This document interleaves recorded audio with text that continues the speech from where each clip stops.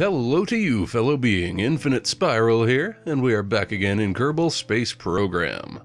So, in our previous episode, we managed to bring back our 7 landers from the moon, and as a result, we now have just buttloads of science, 3,700.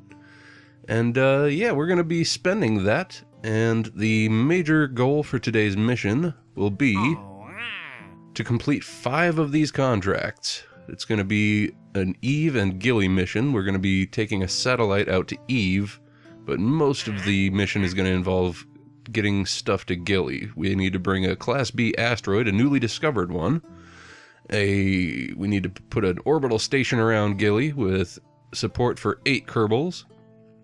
And we also need to put a lander on Gilly and get some science data from space and get some measurements from different sites around Gilly.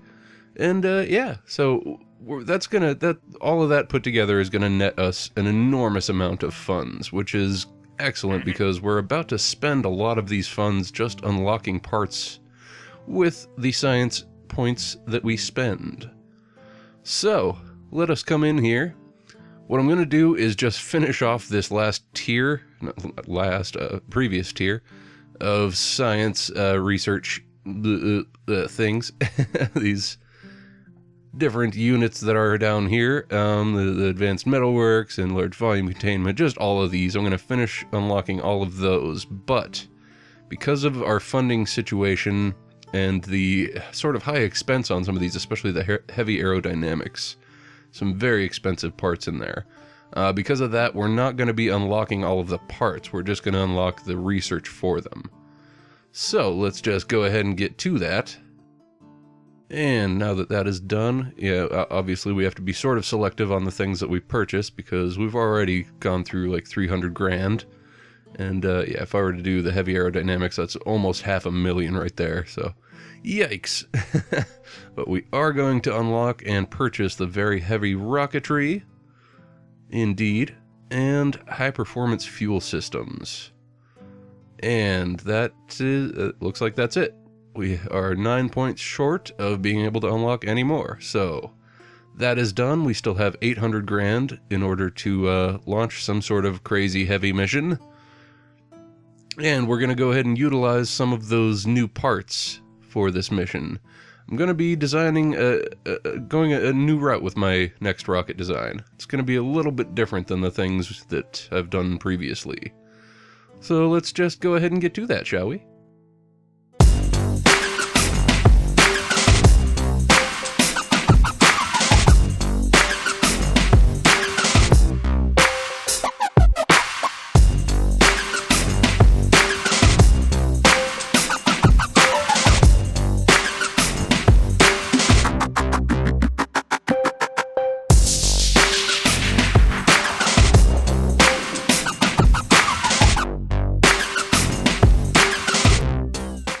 Okay, so this is the Nervous Rhino. I called it that because of the engines that are involved. We've got the Nerve nuclear engines and these huge, enormous Rhino engines, and obviously I've clustered these nuclear engines, the Nerves, into groups of 3, which makes them a little more susceptible to heat. And I don't have the adapter that just goes straight from the medium size to a tricoupler. That's something I don't have unlocked yet, unfortunately, so I had to make do with a sort of unnecessary double adapter setup sort of thing right there. But because of all that extra heat, we have these radiators put on. It's the first time I've worked with those, and they are the, what are they, thermal system, what's it called? Wrong panel.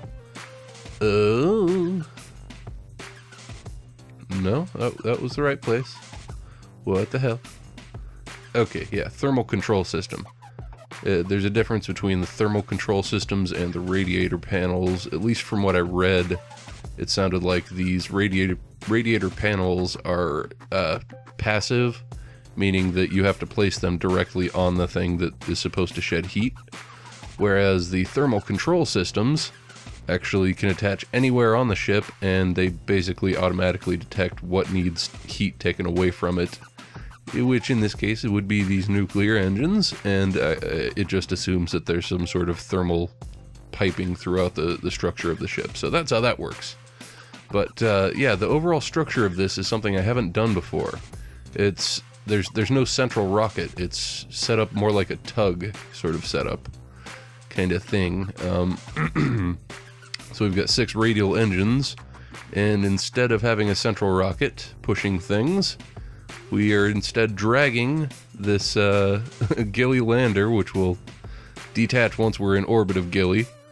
And attached to the nose of that is this tiny, tiny little satellite that's going to be in orbit of Eve. So once we get an Eve orbit, we'll drop that off and, you know, pop off both ends of it, put the lander back docked with the main ship, send the satellite on its way, and once it's, you know, got its orbit established, then we'll, you know, fix the rest of it with the Gilly thing. But let's not get ahead of ourselves. First things first, we need to... Oh, I didn't save. Let's, hello. I hate when it accidentally grabs things when I'm clicking a button. But that's what Control Z is for. Good old undo. Excellent. So, save and exit. Step 1. We need a new Class B asteroid. So, we need to get one on our tracking station. So I'm going to go ahead and fast forward until I get a Class B to show up. And that may actually help us in our attempt to get to Eve, because currently we are in sort of a, what is that, conjunction? Or, yeah, I don't know what it's called when the planets are sort of aligned this way. But yeah, that's not the best position for Eve to be in for us to transfer to it. So as it gets out ahead of us, that might make it easier to get to. It would be best if it was like further back, or... No, actually I think in front would be the best setup. Anyway, yeah, fast forwarding until we get a Class B object. Alright, we've got a couple of Class Bs out here, but I'm not super psyched about how far out they are. I'm gonna track them, see... Oh, that one comes into a Kerbin encounter. That's pretty nice. Let's see what this one does. That one's just in a sort of eccentric orbit that does intersect sort of with Kerbins. Or, wait. Okay, yeah, I was misreading things, yeah. So yeah, that kind of comes in just right there into the Kerbin's orbit at the periapsis, but I like the looks of this one. So we're gonna go ahead and detrack this one. We don't need that. And we'll just stick with this. So that's coming in, and that will make it way, way easier to get to. If it's actually going to be coming into orbit around, or not coming into orbit, but coming into Kerbin's influence, then all we need to do is get our ship into orbit, and then just sort of wait until it gets over there, because that's, yeah, that's the basic plan. So, let's get into orbit. Now, as you can see, this ship is kind of wobbly on the launch pad, mostly because of the solid fuel boosters. I don't have any struts attached to any of them, which they're not really necessary in this case, and actually not using them makes it a little bit safer to detach them when they run out of fuel, instead of having to detach them before they run out of fuel and have them go zooming up into space above us. So, yeah, that's how that works. Let's make sure we are controlling from this Probodobodyne, what's it? Octo 2. Okay. Control from here. Alright, let's get up there. See you in orbit.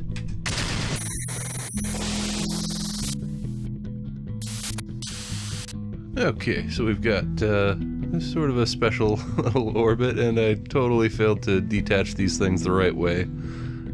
I put these decouplers on the nose cones of the 2 fuel tanks that are going to be sticking with us, the nuclear ones, because it's like a couple of tons extra weight that we don't need to be dragging around. And yeah, we don't need them for any sort of aerodynamic effect anymore now that we're out of atmosphere. But yeah, I screwed up in the detachment process, so now they're sort of floating in front of us, which I don't like, but hopefully they'll drift a little further away from us as we get around to the apoapsis, where we will then sort of circularize, because this is sort of dumb, this eccentric orbit. We don't need, I mean, I guess it doesn't really matter one way or the other. It's just, I guess, easier for me to think from a circular orbit. So let's go ahead and do that real quick. Oh, good, they drifted away. Excellent. Yeah, and, well, no. I was gonna deploy my solar panels and such, but it's not quite the time yet. I mean, first of all, we're on the dark side of the planet, so that wouldn't do any good. But also, we're about to run out of fuel on the rhinos, so that will allow me to deploy all 4 of them at once instead of just 2 of them. And I'd rather do that. So, let's just go ahead and circularize this orbit real quick. Okay, good enough. Now, let us get zoomed out a bit and see where we're at in terms of that asteroid. Let's set that as our target, and yeah, it's got a long ways to go. So let's just go ahead and wait a quarter of a year. Well, I guess that's closer to a third, but yeah, let's just go for 4 months. No big deal. No super time-sensitive things. We've got like 20 years on most of our contracts. And yeah, never mind, we're going to do this from the tracking center, because holy crap, we're limited to 100 times speed, and that's not nearly fast enough.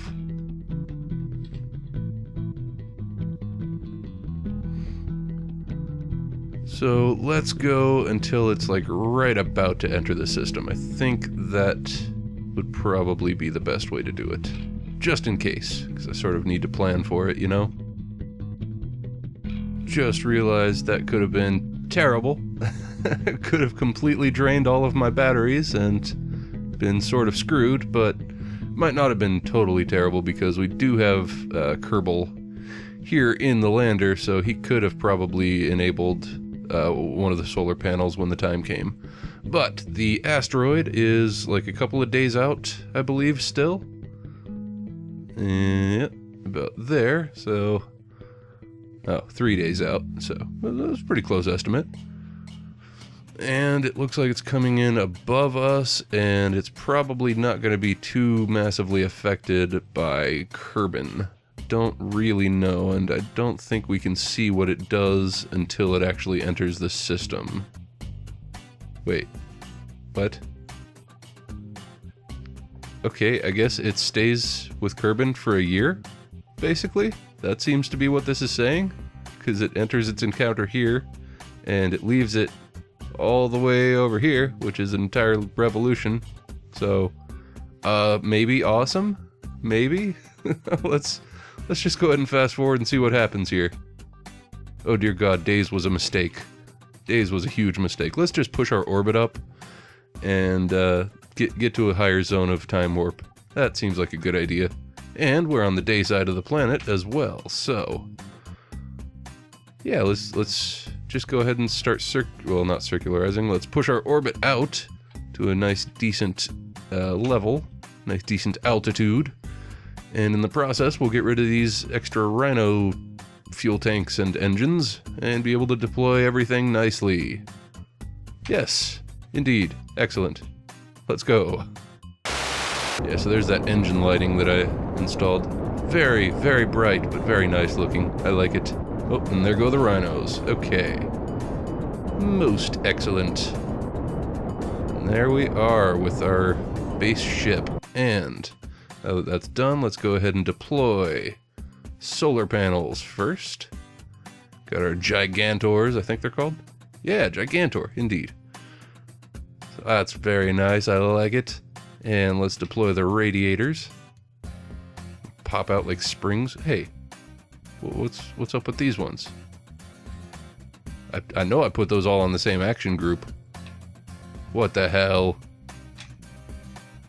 Well, that's annoying. Oh well. Guess we'll do these ones manually.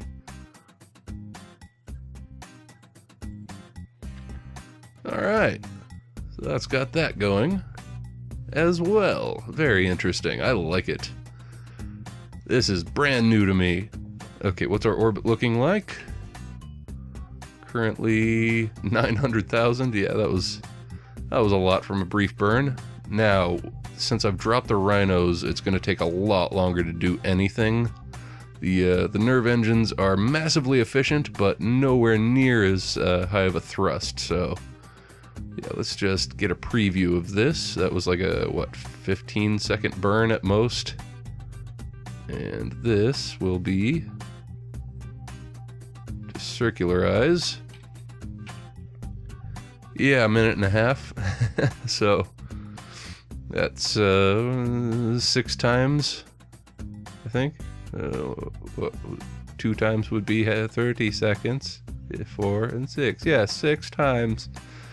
6 times the amount of time just for thrust. Dear God. Yeah, let's just go ahead and get to that, and I'll see you once we get an idea of what's going on with the asteroid. Sound good? Okay, great. Okay, that should do nicely, and now we can fast forward to see what's going on with this asteroid. Okay, it lied. Interesting. It entered and exited Kerbin's influence almost instantly. It did absolutely nothing, so that is way up above us. Yeah, I mean, let's just go meet up with it. No big deal. We'll just have to push our orbit out, send it polar. Oh man, I really should have done a polar launch to start with. This is a lot more wasteful, but we also sort of have an enormous amount of fuel to work with because these things are awesome, these nerve engines. And they look really beautiful with the hot rockets combined with engine lighting. I really like it. It's this nice, pretty purple. Anyway, let's set up a maneuver and try to meet up with this asteroid, shall we? Okay, so we've got our first maneuver set up, and it's going to take about a year to rendezvous with the thing. Obviously, it's not perfect yet, but as we're going, we'll be able to correct our inclination and get a better match and just, you know, overall refine the process. So this is going to be a time-consuming process, so I'm just going to go ahead and fast forward through all the malarkey for you. So I will see you when it's time to rendezvous with the asteroid.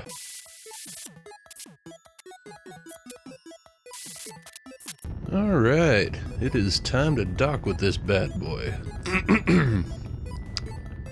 And for once I actually remembered to include RCS on this thing, as well as some extra monopropellant, so that should make things hopefully a little bit easier. This is a sluggish beast to control. I think I might have been better off if I had perhaps... Oh, well, that has thrown our momentum off a bit. I need to work with my docking controls? Yeah, that's doing something interesting. I don't know how these things work just yet. I might even be hitting the wrong thing.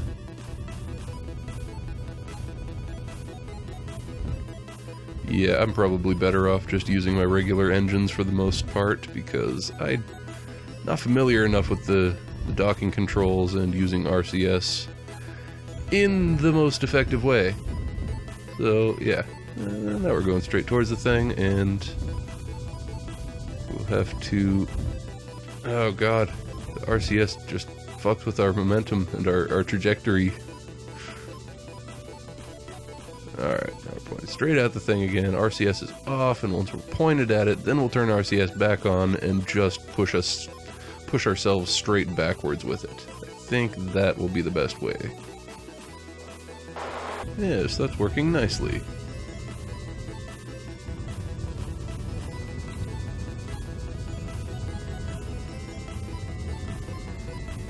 Alright, well I'll go ahead and fast forward until I actually... Oh, I should probably arm the... Or crash. That works too. No, didn't crash. Never mind. That was just some bullshit happening with Windows. Good times. Anyway, gotta arm the claw. The advanced grabbing unit. Arm it. There we go. Okay. Excellent. And continuing to decelerate. Okay, well, we clawed the thing, but holy crap, what a ridiculous place to grab it. Alright, let's get this thing pivoted, try and target the center of mass. And I gotta get this thing dead on, because with these nuclear engines, our burn times are sort of ridiculous. And it's gonna be a big hassle to fight with this thing the whole time if I don't get it perfect, so... yeah, let's get this done the right way.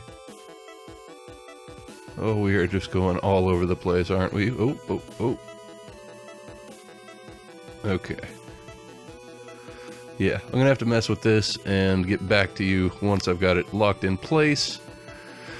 And then I'll start setting up the path to Eve. Indeed.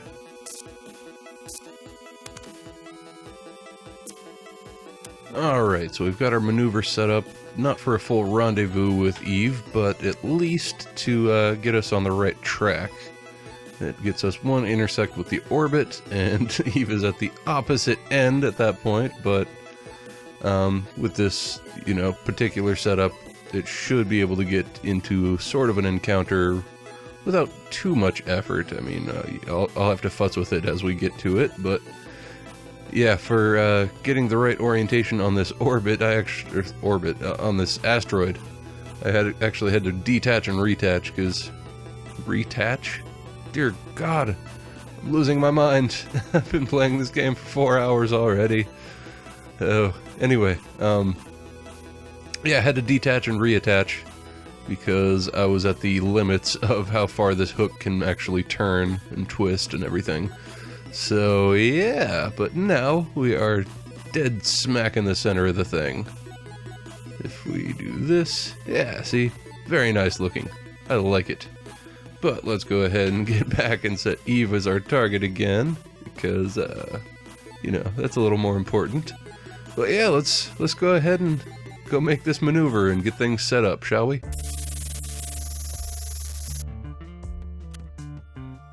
Alright, so after time warping a bit and passing periapsis and fixing our inclination a little bit more, I managed to set up this relatively cheap maneuver to get into our encounter with Eve. So that's going to be a 1.5 minute long burn. We're starting to get into not dangerous areas with our fuel, but I am concerned about our ability to actually get into orbit of Eve. I think we're going to need roughly 1/3 of a tank, and we are very rapidly approaching that, so this is definitely getting a little bit iffy. So yeah, let's go ahead and make this burn when we get to our node, although that's not extremely sensitive, but it's set up in a certain way, so I'll go ahead and do it the way it's set up. And yeah, I'll see you when we see Eve. Okay, well, we have entered Eve's influence. It is right there. Can't really see anything else here yet, but there are things. There's Gilly over there, and our Gargantua Gilly station out at the extreme edge of Gilly's influence, or Eve's influence, rather. But I've got a couple of choices here. I could either do my retro burn at periapsis just to get an orbit, and then I'd have to modulate it from there to try and get into an encounter with Gilly. Or I could try setting up something right here to radial this out and get closer to Gilly's orbit, and then do our our retro burn and orbit setup and all that. So doing it this way, that's 400 plus however much it'll cost to actually turn it into an orbit, which is probably similar to how much it's going to cost with the current periapsis, although it would be a little bit less. That's kind of a lot. I think I'm just going to do it the simple way. We'll go ahead and warp to periapsis, do a retro burn, pull our orbit just into Eve's, extreme, just the very limits of an actual orbit instead of an escape path, and then once we get out to apoapsis, then I will, push our periapsis up to Gilly's and work on getting into Gilly orbit. And also, well, once I've got an orbit set up, then we'll be releasing our... We need to release our satellite. We need to release our satellite, but it needs to be in this orbit here, which is the reverse of what we have currently, which means it might be better to actually just reverse our orbit now. Or I could release it now, and it could do all that on its own because it's super tiny and super lightweight. I think that's the smartest thing to do. So, yes, enough thinking out loud, time for some action. Let us release the satellite. So let's just double check that this is set up right. Okay, everything throttled down. Let us stage. Let us stage like so. Okay, that has been released. And we need to quick change over to this one. And now we need to stage again, but first let's let's let this drift a bit further out, although it's kind of coming down into... No, it's not. It looked like it was going to come down and interact with the fuel tank there, but it's not. It's going straight backwards, so let's time warp a bit. Just a little bit. Okay. And that should be enough to just rotate this out. And stage that satellite off. Like so. Excellent. And now we can rotate this back and go and redock, and we'll also have to nudge this other, not decoupler, what is it called? I can't remember. It doesn't matter, we need to nudge it out of the way so we can dock. So let's just do that real quick. Also, our engine is not engaged, let's just do it manually. Whoa, hello. Holy crap. Had the throttle up when I was doing that, so that's not good. Let's just bounce, that's fine. Low velocity, not a big deal. Let's get my orientation right so I know what I'm doing. Okay, there we go. Yeah, this is going to be visual, not setting targets, just getting in there. And hey, we did the nudge accidentally. Excellent. Yeah, this is sort of a tight space, but we can make it work. Oh, depth perception might help. There we go, yeah. Get that magnetism going. And dock, excellent. Okay, so that's set up. Now we need to switch back to the satellite. There we are. Tiny, tiny little thing. I don't know for sure that it's going to function, but I really, really hope that it will. Let's go ahead and extend those. And just for fun, we can go ahead and extend the antennae. Why not? A cute, silly little thing. A couple little ant engines, or spider? Spider engines, yeah. Ants are the ones that go down on the bottom. So, that's good to go. We need to get this thing going in the opposite direction, which is going to be... what, groundward? I'm not totally sure. Yeah, radial in. Excellent. I know what I'm doing. Or do I? Navigation doesn't quite know what to do with itself, but... does this thing work? Can't tell if I have control. Sort of seems like I don't. Control from here? Didn't give it a reaction wheel, and it has extremely minimal torque. That's my mistake. Crap! It seems like it has no torque. I don't understand. If we turn off SAS, turn it back on. No. Well, it works, I just don't have any control, and I don't know why. I really wish I could understand that. It's a problem. It's a very real problem. What the hell? Come on.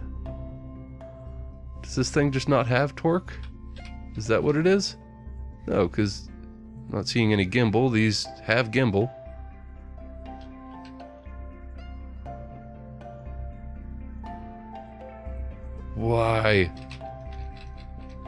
I think I might be experiencing a glitch. So I'm gonna go for a quick little, well, first I'll quick save, just for safety. And I'm gonna back out to the main menu and jump back in. Be right back. I went and checked. There was no glitch. I'm a fool. I checked the part. This Probodobo Dynocto 2 doesn't have any torque at all. So I should be able to get some control while I'm burning. God, how stupid. But we're pointed sort of in the right direction, so we need to radial in. And yes, okay, excellent. We do get control while burning. That's enough. That's all I need. Yep. It's minimal control, but it works. Excellent. I think controls like a tub. Like that big monster, but it's tiny. I don't... yeah, it's weird. Anyway, let's get this corrected. Oh, yes. This is going to work beautifully, hopefully. I don't know, I'm not used to having these tiny little fuel tanks. It's a little scary for me. But I think this was the right move. I think it was. I don't know. Like I said, it's a little bit scary. And okay, getting close. Excellent. Okay, yeah, we're gonna be fine. So, I might have screwed myself a little bit by separating these because I need to make both burns at the same time. Kind of. Shit. Oh no. So this one should be faster since it's such a tiny little thing. But the other one's such a long burn that we need to make. Oh, why am I such a dummy? Okay, well. Oh well. Here we go. I'm going to fast forward and put the probe in orbit first, the satellite.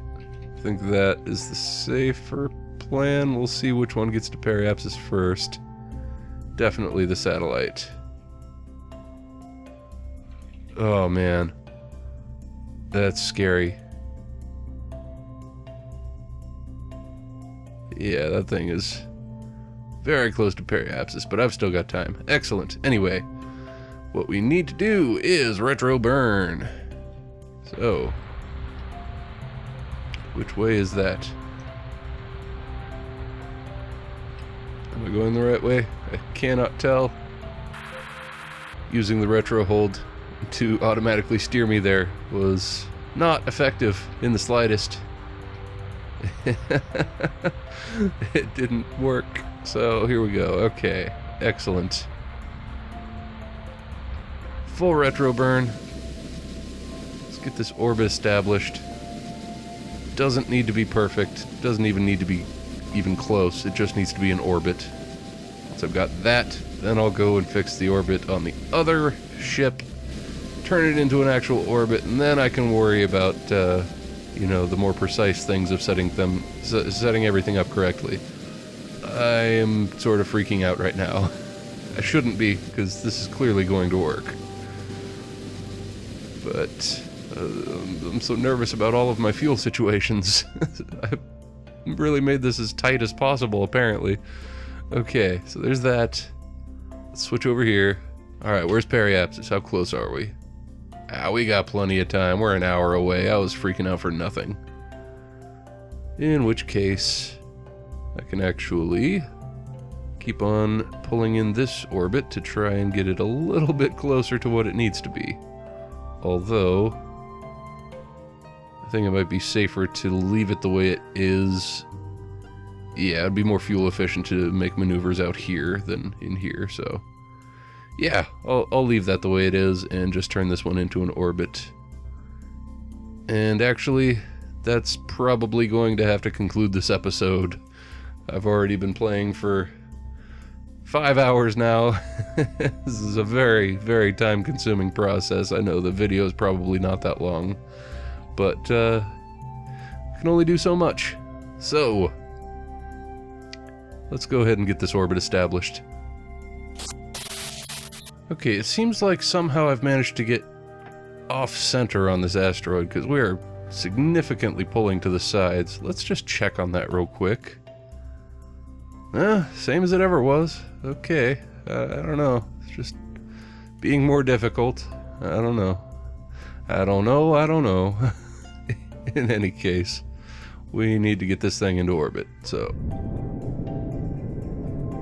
Come on. Just struggling to point this thing in the right direction. I know these nerve engines, the nuclear engines, don't have any gimbal. That makes it considerably more difficult. I don't know, I feel like I should have put these reaction wheels on, like, top of both of these, maybe, as well? I don't even know if there is a reaction wheel on the largest size, but I could have put them down here, I guess. Okay, well, this is pretty close, looking good. Okay, we are getting there. We still have some fuel. It's still a little scary, but we're definitely going to get our orbit at the very least. If you would stop straying off center, God, come on. Just having to keep cutting engine, drift back over, and throttle up. Okay, we've got orbit. Excellent. And this is where I'm going to have to call it. Unfortunately. But we are in a promising, if precarious, situation. It seems like a little bit of a dichotomy, but yeah, I think it's going to work out. So, in our next episode, we will have to fix the orbits of both of these craft. The satellite just needs to finish, getting its orbit set up, and once it's in that, it'll be just fine. We'll complete that contract. And then we need to get our Nervous Rhino into orbit around Gilly. So we need to set up that encounter, get it perfect just right. The fuel is scary. And, yeah, once that's in orbit around Gilly, it'll have the asteroid and the station. Both those contracts will complete. And I'm just now noticing that the unmanned probe contract, we didn't get credit for it because the ship that we launched does have a Kerbal, even if the probe doesn't. So we may have to cheat our way into that once it's in the right place, which sucks, but damn this game. Damn this game and its limitations. This is my own fault, I guess. Anyway, that's gonna do it for today. I appreciate you taking the time to watch this. I'm Infinite Spiral. This is Kerbal Space Program. If you enjoyed what you saw here, feel free to leave a like. If you'd like to keep seeing more, feel free to subscribe. We will see you next time. Thanks for watching.